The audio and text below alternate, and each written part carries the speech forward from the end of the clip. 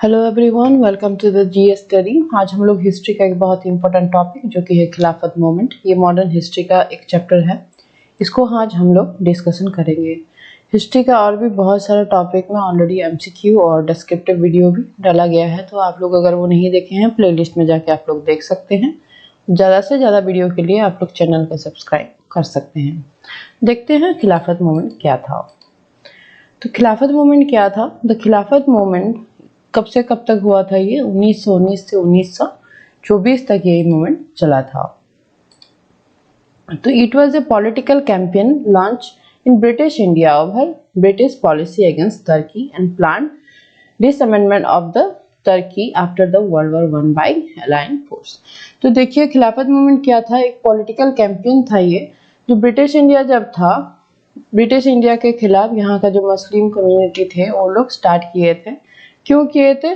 क्योंकि जो allies force था जिसका लीडर की ब्रिटेन था, तो वो क्या किया कि जो है खलीफत का जो है वो एबोलिश कर दिया था, वो वाला चेयर। तो इसको स्टार्ट किए ब्रिटिश इंडिया में कुछ जाने माने व्यक्ति थे ये, जैसे कि मौलाना अबुल कलाम आजाद थे, एम.ए. अंसारी थे, सैफुद्दीन किचवे थे और अली ब्रदर्स थे। ये लोग कुछ प्रोमिनेंट लीडर्स थे। Khilafat movement which was joined and led by Khilafat leaders and the Congress. बाद में कांग्रेस भी इसको ज्वाइन किया था खिलाफत मूवमेंट को।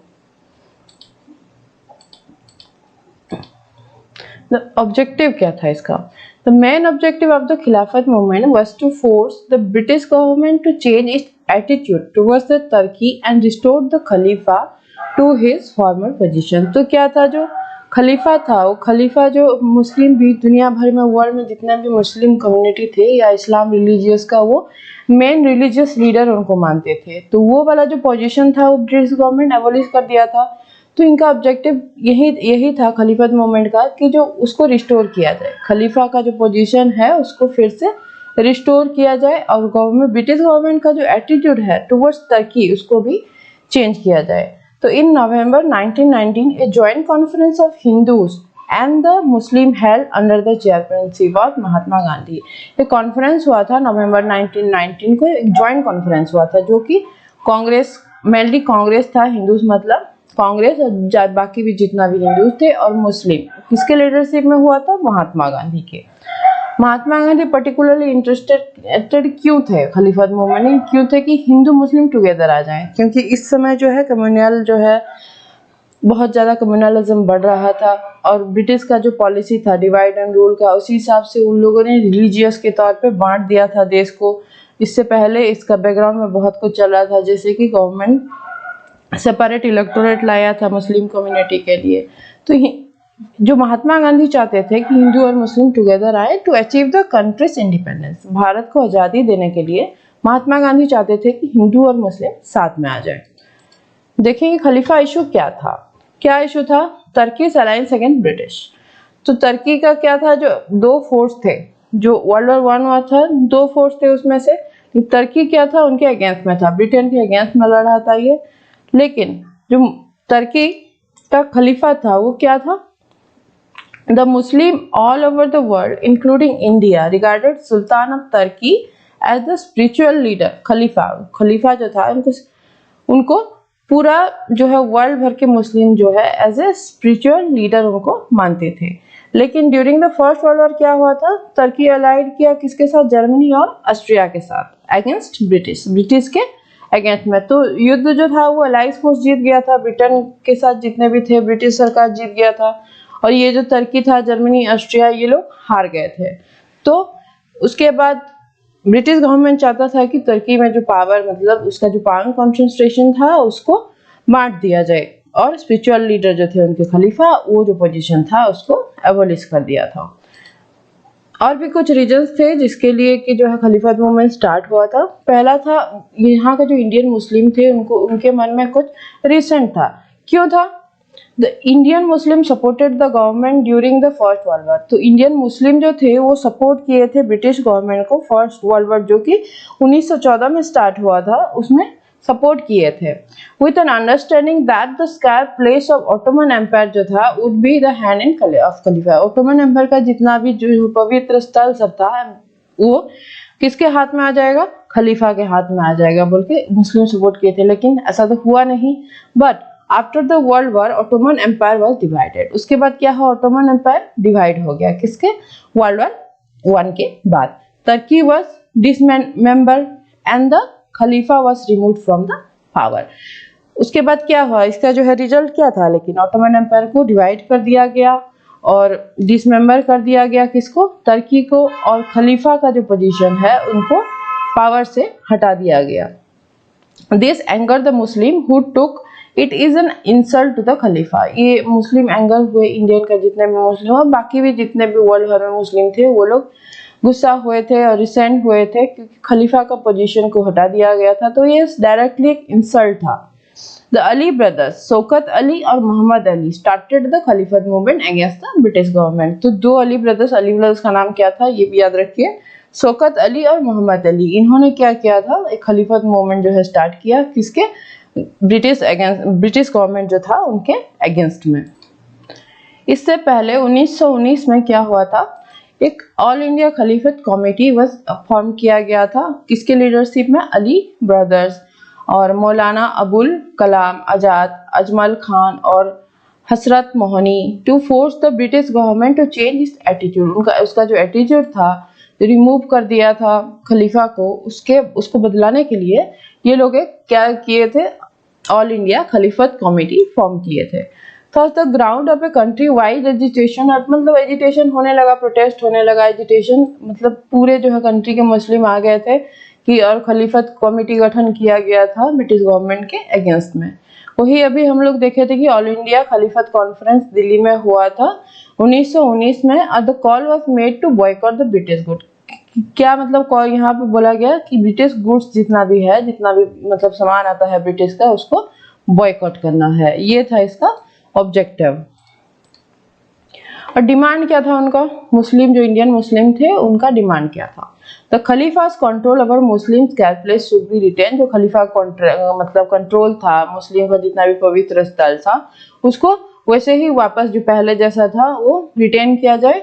और बाकी और एक था कि khalifa should be left such sufficient territory and after territorial agreement. उनका जो टेरिटरी छीन लिया गया था, जितना भी जमीन या फिर जितना देश छीना गया था उसको वापस दिया जाए। ये दोनों जो है उनका उसका डिमांड था किसका, खलीफत मूवमेंट जो चला था, खलीफा मूवमेंट और कमेटी जो है उसका डिमांड यही था। देख लेते हैं कि कांग्रेस का स्टैंड क्या था। पहले कैसा स्टैंड था उसका, इनिशियल स्टैंड हम लोग अभी देखेंगे। Also Mahatma Gandhi was in favor of launching Satyagraha non-cooperation against the government and Khalifa issue, the Congress was not united in this form of the political agitation। तो इसमें जो है महात्मा गांधी पहले से ही चाहते थे कि हम लोग खलीफत मूवमेंट जो चला है उसका सपोर्ट करें, एक सत्याग्रह लॉन्च करें और एक नॉन कोऑपरेशन मूवमेंट भी चलाएं इसके अगेंस्ट में। खलीफत जो जितना भी लोग कर रहे हैं उनको सपोर्ट करें और कांग्रेस का भी सपोर्ट देना चाहिए, ये चाहते थे। लेकिन कांग्रेस के जितने भी मेंबर थे वो लोग इसमें यूनाइटेड नहीं थे, वो लोग नहीं चाहते थे कि इस तरह का पॉलिटिकल एक्शन कुछ लिया जाए। तो Congress later felt inclined to provide a support, it was golden opportunity to unite Hindu and Muslim and to bring Muslim participation in such mass movement. लेकिन बाद में क्या हुआ, कांग्रेस का भी एटीट्यूड चेंज हुआ था। जैसे कि कांग्रेस बाद में सोचा कि ये बहुत एक गोल्डन अपॉर्चुनिटी है ताकि हिंदू और मुस्लिम को एक साथ लाया जाए और जितना भी मास मूवमेंट हो रहा है उसमें भी मेन स्ट्रीम में जो मूवमेंट चल रहा है ब्रिटिश गवर्नमेंट के अगेंस्ट में उसमें शामिल कर दिया जाए। क्योंकि देखिए इससे पहले जो है मुस्लिम कम्युनिटी अपने आप को अलग समझ रहा था कांग्रेस से, और जितना भी हिंदू कम्युनिटी था, कम्युनलिज्म काफी मतलब पिक में था इस टाइम में, बहुत कुछ हुआ था। जैसे कि अभी मैंने बताया कि मुस्लिम लीग बन गया था और सेपरेटरी डॉक्टरेट दिया गया था। जो मुस्लिम कम्युनिटी थे वो लोग नहीं चाहते थे कि ब्रिटिश मतलब जाए या फिर इंडिया को इंडिपेंडेंस मिल जाए, इंडिया से जाए, ये नहीं चाहते थे, बल्कि सपोर्ट करते थे बहुत सारा एक्शन में। The Muslim League also decided to give full support to the Congress and its agitation on political question। उसके बाद मुस्लिम लीग जो बना था, जो 1906 में बना था, वो भी उसके बाद चाहा डिसाइड किया कि फुल सपोर्ट करे कांग्रेस को। और इसका जो एजिटेशन चल रहा है, पॉलिटिकल क्वेश्चन बहुत सारा कांग्रेस जिसको ले रहा है, दोनों साथ में मिलके जो है ब्रिटिश गवर्नमेंट के आगे में रखें, ये मतलब डिसाइड हुआ। तो इन February 1920 Gandhiji suggested to Khalifat Committee that it adopt a program of non-violent non-cooperation to protest the government behavior. Gandhi ji जो February 1920 में क्या हुआ, गांधी जी सजेस्ट किए कि खलीफत कमेटी जो है वो एडॉप्ट प्रोग्राम एक मतलब एडॉप्ट करे कि एक नॉन कोऑपरेशन मूवमेंट चलाया जाए गवर्नमेंट का एटीट्यूड चेंज करने के लिए। उसके बाद जो है 9 जून 1920 को khalifa committee at Allahabad unanimously accepted the suggestion of non cooperation and asked Gandhi ji to lead the movement. उसके बाद जो 9 जून में 1920 में क्या हुआ था, खलीफत कमेटी जो था इलाहाबाद में, ये लोग जो है अपना कॉन्फ्रेंस किए थे, इसमें मतलब सपोर्ट किया कि एक नॉन कोऑपरेशन मूवमेंट चलना चाहिए। इसके बाद आपको याद होगा कि नॉन कोऑपरेशन मूवमेंट चला था 1920 में, और ये जो खलीफत मूवमेंट वाला जो है कमेटी और मूवमेंट जो चला था वो मर्ज हो गया नॉन कोऑपरेशन मूवमेंट के साथ।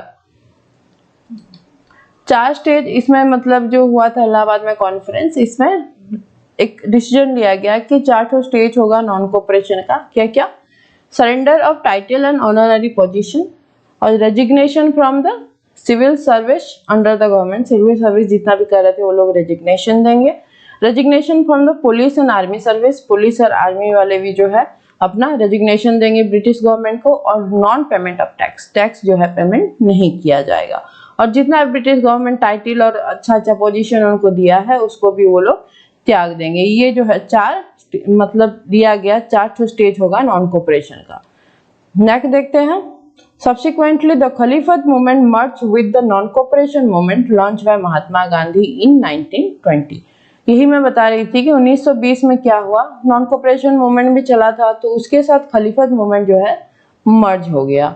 इसके बाद देखिए क्या हुआ था कि खलीफत मूवमेंट धीरे धीरे उसका जो पिक था वो घटने लगा, क्योंकि तुर्की के जो मुस्लिम थे वो लोग खुद नहीं चाहते थे कि जो है खलीफत का पोजीशन और पावर उसको वापस दोबारा से मिल जाए। वो लोग चाहते थे वहाँ पे कुछ मतलब डेमोक्रेसी काइंड ऑफ गवर्नमेंट हो या फिर सेल्फ रूल हो।